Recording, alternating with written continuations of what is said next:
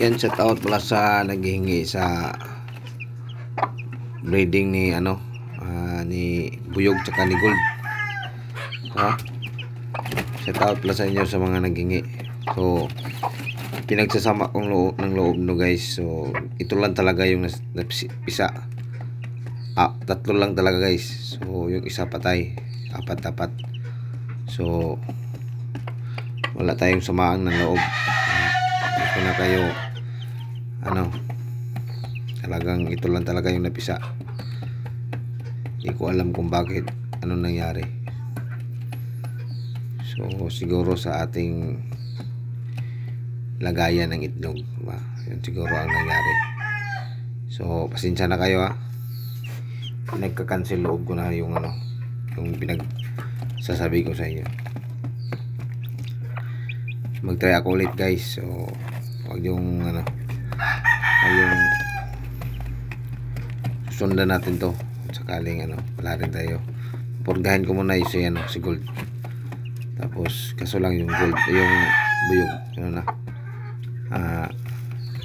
medyo nabinta ko na kaya nabinta ko na. So pasensya na kayo. So yung ito lang talaga yung napisa na tatlo lang talaga guys. So binaba ko kahapon yung mga sisiw, ito tatlo, para mapisa ng magulang niya yung mga itlog na tira. So wala na palang silbi guys.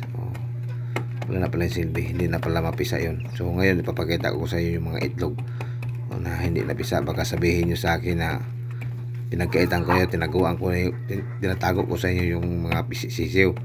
So ipakita ko sa inyo mga itlog guys ha.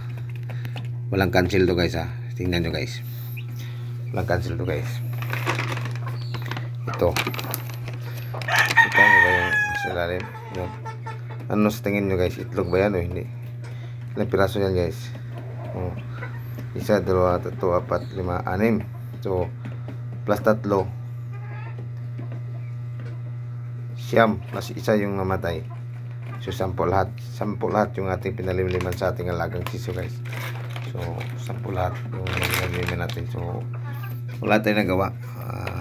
Nangyari na yun kaya babay na tayo sa next time sakaling maiawa pa sa atin, diba? So pasensya na kayo ha. Wala tayong samahan ng loob. Pinagka-cancel ko na yung mahirap pala yung yung kumbaga